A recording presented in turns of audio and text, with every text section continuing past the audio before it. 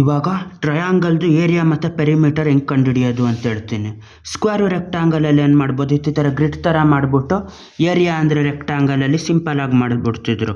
Area ಅಂದರೆ ಇಷ್ಟು ಥರ ಹೊಡೆದ್ರೆ ಬಾಕ್ಸ್ಗಳು ಇಷ್ಟಿಷ್ಟು ಅಪ್ಪದ್ದು 1 ಸ್ಕ್ವೇರ್ ಯೂನಿಟ್ ಎಷ್ಟಾಗಿರ್ತಿತ್ತು, 1 ಸ್ಕ್ವೇರ್ ಯೂನಿಟ್ ಆಗಿರೋದು ಇಲ್ಲಿ 3 ಟೈಮ್ಸ್ ಆಫ್ 4 ಅಂದರೆ 3 ಈ ಥರ 4 ಸತಿಯಾಗಿ 3 4 12 ಸ್ಕ್ವೇರ್ ಯೂನಿಟ್ ಅಂತ ಸಿಂಪಲಾಗಿ ಆಯ್ತಿತ್ತು.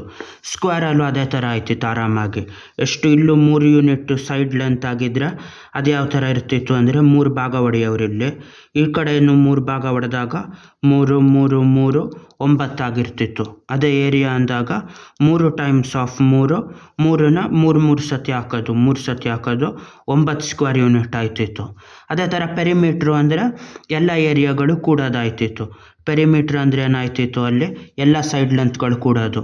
ಇದು 2 ಸತಿ ಲೆಂತು 2 ಸತಿ ಬ್ರೆಡ್ತ್ ಆಗಿರೋದ್ರಿಂದ 2 ಟೈಮ್ಸ್ ಆಫ್ 3 + 4, ಅದೇ 2 times of length plus breadth, ಇಲ್ಲ 2 ಟೈಮ್ಸ್ ಆಫ್ 7 14 ಅಂತ ಆಯ್ತಿತ್ತು. ಇದು ಪೆರಿಮೀಟ್ರಲ್ಲಿ 4 ಸತಿ ಕೂಡೋದ್ರಿಂದ ಯಾವುದನ್ನ 3 ಟೈಮ್ಸ್ ಆಫ್ 4, 3 4 ಎಷ್ಟು 12 ಯೂನಿಟ್ಗಳಾಯ್ತಿತ್ತು. ಇದರಲ್ಲಿ ರೆಕ್ಟಾಂಗಲಲ್ಲಿ, ಸ್ಕ್ವೇರಲ್ಲಿ ಪೆರಿಮೀಟ್ರು, ರೆಕ್ಟಾಂಗಲಲ್ಲಿ ಪೆರಿಮೀಟ್ರು. ಅದೇ ಥರ ಟ್ರಯಾಂಗಲಲ್ಲೂ ಪೆರಿಮೀಟ್ರು ಸುಲಭ. 3 ಸೈಡ್ಗಳನ್ನೂ ಕೂಡೋದು. 2 3 5 ಅಂದರೆ ಪೆರಿಮೀಟ್ರು, 2 + 3 + 5, 2 + 3 ಅಂದರೆ 5 ಆಯ್ತದ, 5 5 10 ಯೂನಿಟ್ಗಳಾಯ್ತಿತ್ತು. ಅದೇ ಥರ ಇನ್ನೊಂದು ದೊಡ್ಡ ಟ್ರಯಾಂಗಲ್ ತೆಗೆದ್ರೆ ಅದರಲ್ಲೂ ಇದೇ ಥರ ಸಿಂಪಲ್ಲು. 1 2 3 ಅಂತಿದ್ದಾಗ ಪೆರಿಮೀಟ್ರ್ ಎಷ್ಟಾಗಿರ್ತದೆ, ಪೆರಿಮೀಟ್ರು ಇದರಲ್ಲಿ ಅದೇ ಥರ ಆಗಿರ್ತದೆ. 3 ಸೈಡ್ಗಳನ್ನು ಕೂಡೋದು. 1 2 3, 1 2 ಅಂದರೆ 3 + 3 6 ಯೂನಿಟ್ ಆಯ್ತದೆ. ಅದೇ ಥರ ಇನ್ನೊಂದು ಯಾವುದೋ ಟ್ರಯಾಂಗಲ್ ತೆಗೆದ್ರೆ ಇದರಲ್ಲಿ 2 2 3 ಅದೇ ಥರ 7 ಬರೋದಿಲ್ಲ, 2 3 4 ಅಂತ ತೆಗೆದ್ರೆ ಇದರಲ್ಲೂ ಪೆರಿಮೀಟ್ರು 2 + 3 + 4 ಅಂತ ಆಯ್ತದೆ. 2 3 5, 5 + 4 ಅಂದರೆ 9 ಯೂನಿಟ್ಗಳಾಗಿರ್ತದೆ. ಅದ್ರ ಏರಿಯಾ ಹೆಂಗೆ ಕಂಡುಹಿಡಿಯೋದು ಇವಾಗ ಹೇಳ್ತೀನಿ ಡೀಟೇಲಾಗಿ. ಒಂದು ಟ್ರಯಾಂಗಲ್ನ ಯಾವುದೇ ರೆಕ್ಟಾಂಗಲ್ ಆಗಿ ಕನ್ವರ್ಟ್ ಮಾಡ್ಬೋದು. ರೆಕ್ಟಾಂಗಲಲ್ಲಿ ಅರ್ಧದಷ್ಟು ಭಾಗ ಇರ್ತದೆ. ಈ ಟ್ರಯಾಂಗಲಲ್ಲಿ ಬೇಸ್ ಮತ್ತು ಹೈಟ್ ಕೊಟ್ಟಿರ್ತಾರೆ ಏರಿಯಾ ಕಂಡುಹಿಡಿಯುವಾಗ. ಅದರಲ್ಲಿ ಈ ಹೈಟಿಗೆ ಪ್ಯಾರಲಲ್ ಆಗಿ ಇಲ್ಲಿಂದ ಒಂದು ಲೈನು ಅಲ್ಲಿಂದ ಒಂದು ಲೈನು ಸಮವಾಗಿ ಎಳೆದ್ಬಿಟ್ಟು ಅದನ್ನು ಹೊಡೆದ್ರೆ ಒಂದು ರೆಕ್ಟಾಂಗಲ್ ಬಂದಿರ್ತದೆ. ಆ ರೆಕ್ಟಾಂಗಲಲ್ಲಿ ಈ ಪೀಸು ಮತ್ತು ಈ ಪೀಸ್ಗಳನ್ನ ತೆಗೆದುಬಿಟ್ಟು ಹಿಂಗೆ ಜೋಡಿಸಿದ್ರೆ ಅವಾಗ ಏನಾಗಿರ್ತದೆ, ಇದು ಯಾವ ರೆಕ್ಟಾಂಗಲ್ ಇರ್ತದೋ ಅದೇ ಥರ ರೆಕ್ಟಾಂಗಲ್ಲು, ಅದೇ ಶೇಪು, ಅದೇ ಸೈಜ್ದಾಗಿರ್ತದೆ. ಅಲ್ಲಿ ರೆಕ್ಟಾಂಗಲ್ ಏನಾಗಿರ್ತದೆ ಅಂದರೆ, ಟ್ರಯಾಂಗಲ್ ಏನಾಗಿರ್ತದೆ ಅಂದರೆ ರೆಕ್ಟಾಂಗಲ್ಲು ಪೂರ್ತಿ ಇದ್ರದ್ದು ಅರ್ಧದಷ್ಟು ಏರಿಯಾ ಆಗಿರ್ತದೆ. ಈ ಚೌಕ ಇರ್ತದಲ್ಲ, ಇದು ಆಯತ ರೆಕ್ಟಾಂಗಲ್ಲು, ಅದರಲ್ಲಿ ಅರ್ಧದಷ್ಟು ಆಗಿರ್ತದೆ ಟ್ರಯಾಂಗಲ್ಗಳು. ಇವಾಗ ಹಿಂಗೊಂದು ಟ್ರಯಾಂಗಲ್ ಐತೆ, ಹಿಂಗೊಂದು ಟ್ರಯಾಂಗಲ್ ಇರೋದು ಎಷ್ಟು ಅಂತ ಕೊಟ್ಟವ್ರೆ, ಬೇಸ್ ಯೂನಿಟ್ಟು 2 ಯೂನಿಟ್ ಅಂತ ಕೊಟ್ಟವ್ರೆ, ಹೈಟು 5 ಯೂನಿಟ್ ಅಂತ ಕೊಟ್ಟವ್ರೆ. ಇದ್ರ ಸಮವಾಗಿ ಇಲ್ಲೊಂದು ಪ್ಯಾರಲಲ್ ಲೈನು, ಇದ್ರ ಪರ್ಪೆಂಡಿಕ್ಯುಲರ್ ಇಲ್ಲೊಂದು ಲೈನು, ಹಿಂಗೆ ಹೊಡೆದ್ರೆ ಇಲ್ಲೊಂದು ಪರ್ಪೆಂಡಿಕ್ಯುಲರ್ ಲೈನ್, ಇಲ್ಲೊಂದು ಪರ್ಪೆಂಡಿಕ್ಯುಲರ್ ಲೈನ್ ಹೊಡೆದ್ಬಿಟ್ಟು ಮೇಲಿಂದ ಜೋಡಿಸಿದ್ರೆ ಏನಾಗಿರ್ತದೆ, ಇದು ಒಂದು ರೆಕ್ಟಾಂಗಲ್ ಆಯಿತು. ಈ ರೆಕ್ಟಾಂಗಲಲ್ಲಿ ಇಷ್ಟಪ್ಪ ಪೀಸ್ ಇಲ್ಲಿ ಹಾಕಿದ್ರೆ ಏನಾಯ್ತದೆ, ಅದಿಲ್ಲಿ ಬಂದಿರ್ತದೆ ಇಷ್ಟಪ್ಪ ಪೀಸು. ಯಾವ ಥರ ಇಲ್ಲೊಂದು ಇಷ್ಟಪ್ಪ ಪೀಸ್ ಬಂದ್ಬಿಟ್ಟು ಈ ಕಡೆ ಅದು ತೆಗೆದುಬಿಟ್ಟು ಹಾಕಿದ್ರೆ ಇಲ್ಲೂ ಈ ಪೀಸ್ ಬಂದು ಆ ರೆಕ್ಟಾಂಗಲ್, ಆ ಟ್ರಯಾಂಗಲ್ಲೇನು ಇಲ್ಲಿ ಯಾವ ಟ್ರಯಾಂಗಲ್ ಇತ್ತು ಅದೇ ಥರ ಟ್ರಯಾಂಗಲ್ಲು ಹೈಟ್ 5 ಯೂನಿಟ್ ಇರ್ತದೆ. ಯಾಕೆಂದರೆ ಇಲ್ಲೇನಾಯ್ತು ಅಂದರೆ ಇದು 5 ಯೂನಿಟ್ ಆದಮೇಲೆ ಇದು 5 ಯೂನಿಟ್ ಆಗಿರ್ತದೆ. ಈ ಹೈಟು 5 ಯೂನಿಟ್ಟು, ಹೈಟ್ 5 ಯೂನಿಟ್ ಮಿಕ್ತದೆ. ಇಲ್ಲಿ ಕೆಳಗಡೆ ಸೇರಿಸಿದ್ರೆ ಅದು 2 ಯೂನಿಟ್ ಆಗಿರ್ತದೆ.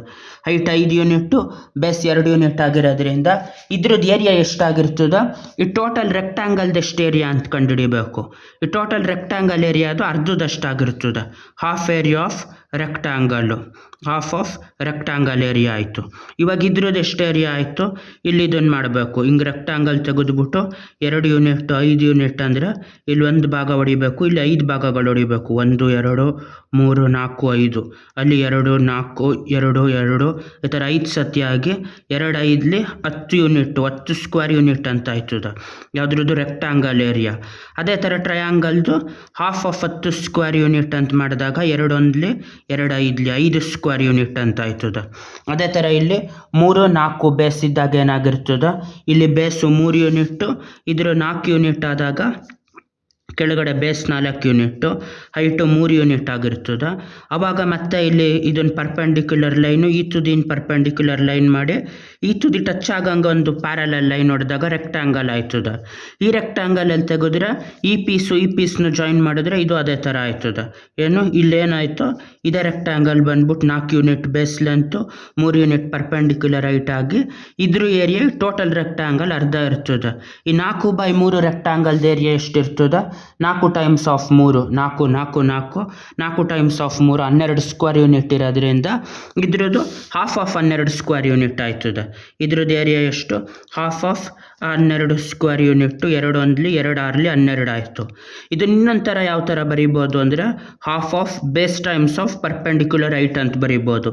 ರೆಕ್ಟ್ಯಾಂಗಲ್ದು ಏನು ಏರಿಯಾ ಅಂದರೆ ಲೆಂತ್ ಟೈಮ್ಸ್ ಆಫ್ ಬ್ರೆಡ್ತು, ಇದ್ರದ್ದು ಏರಿಯಾ ರೆಕ್ಟ್ಯಾಂಗಲ್ದು ಲೆಂತ್ ಟೈಮ್ಸ್ ಆಫ್ ಬ್ರೆಡ್ತು. ಇದರಲ್ಲಿ ಆ ಲೆಂತ್ಗೆ ಸಮ ಯಾವುದಿರ್ತದೆ, ಹೈಟು ಪರ್ಪೆಂಡಿಕ್ಯುಲರ್ ಹೈಟು ಲೆಂತ್ಗೆ ಸಮ ಆಗಿರ್ತದೆ. ಆದರೆ ಇದ್ರ ಏರಿಯಾ ಟೋಟಲ್ ಆಗಿ ಅರ್ಧದಷ್ಟು ಇರ್ತದೆ ರೆಕ್ಟ್ಯಾಂಗಲ್ದು. ಹೈಟ್ ಟೈಮ್ಸ್ ಆಫ್ ಬೇಸ್ ಅಂತ ಮಾಡಿದ್ರೆ ಇದು ಪೂರ್ತಿ ರೆಕ್ಟ್ಯಾಂಗಲ್ ಏರಿಯಾ ಬರ್ತದೆ. ಆದರೆ ಟ್ರಯಾಂಗಲ್ದು ಅದರಲ್ಲಿ ಅರ್ಧ ಇರೋದ್ರಿಂದ half times of base times of height ಅಂತ ಆಯ್ತದೆ. ಇನ್ನೊಂದು ತೆಗಿಬೋದು ಅದೇ ಥರ. ಇನ್ನೊಂದು ತೆಗೆದಾಗ ಏನಾಯ್ತದೆ, ಟ್ರಯಾಂಗಲ್ಲು ಇದು ಇಲ್ಲಿ ಸಿಂಪಲ್ ಟ್ರಯಾಂಗಲ್ ಇದು 1 ಯೂನಿಟ್ ಅಷ್ಟು 2 ಯೂನಿಟ್ ಅಷ್ಟು ಉದ್ದ, 3 ಯೂನಿಟ್ ಅಷ್ಟು 2 ಯೂನಿಟ್ ಪರ್ಪೆಂಡಿಕ್ಯುಲರ್ ಆಯಿತು, 3 ಯೂನಿಟ್ ಬೇಸ್ ಏರಿಯಾ ಆಯಿತು. ಇದನ್ನು ಪರ್ಪೆಂಡಿಕ್ಯುಲರ್ ಹೊಡೆದ್ಬಿಟ್ಟು ಇನ್ನೊಂದು ರೆಕ್ಟ್ಯಾಂಗಲ್ ಮಾಡಿದ್ರೆ ಏನಾಯ್ತದೆ, ಇದರಲ್ಲೂ ಅದೇ ಥರ ಟೋಟಲ್ ರೆಕ್ಟ್ಯಾಂಗಲ್ದು ಎಷ್ಟು ಏರಿಯಾ ಆಯಿತು, ಇಲ್ಲಿ ಇಷ್ಟಪ್ಪ ರೆಕ್ಟ್ಯಾಂಗಲ್ ತೆಗೆದ್ರೆ ಅದರದ್ದು 3 ಯೂನಿಟ್ ಅಂದರೆ ಇಲ್ಲಿ 3 ಭಾಗ ಹೊಡಿಬೇಕು, ಇಲ್ಲಿ 2 ಭಾಗ ಹೊಡಿಬೇಕು. ಟೋಟಲ್ 6 ಸ್ಕ್ವೇರ್ ಯೂನಿಟ್ ಆಯಿತು ರೆಕ್ಟ್ಯಾಂಗಲ್ ಏರಿಯಾ. ಟ್ರಯಾಂಗಲ್ದು ಅದ್ರದ್ದು ಅರ್ಧ, ಅಲ್ಲಿಗೆ half of base times of perpendicular height ಆಯಿತು ಇದ್ರ ಏರಿಯಾ. Half of base times of perpendicular area ಅಂದರೆ ಈ 6 ಯೂನಿಟ್ದು ಅರ್ಧ, 3 ಟೈಮ್ಸ್ ಆಫ್ 2 2 1 2 1 3 ಸ್ಕ್ವೇರ್ ಯೂನಿಟ್ ಆಗಿರ್ತದೆ. ಅದು ಈ ಟ್ರಯಾಂಗಲ್ದು ಏರಿಯಾ ಆಯಿತು. ಆ ಥರ ಯಾವುದೇ ಟ್ರಯಾಂಗಲ್ದು ಏರಿಯಾ ಸ್ಕ್ವೇರ್ ಇಲ್ಲ ರೆಕ್ಟ್ಯಾಂಗಲಲ್ಲಿ ಏನಾಯ್ತಾಯಿತು, ಸೈಡ್ನ ಇನ್ನೊಂದು ಸೈಡ್ ಜೊತೆ ಗುಣಿಸೋದಾಯ್ತಿತ್ತು. ಇದರಲ್ಲಿ base times of perpendicular height ಮಾಡಿಬಿಟ್ಟು ಅದರದ್ದು ಅರ್ಧ ಮಾಡಿದಾಗ ಬರೋದ ಟ್ರಯಾಂಗಲ್ದು ಏರಿಯಾ. ಬಾಯ್.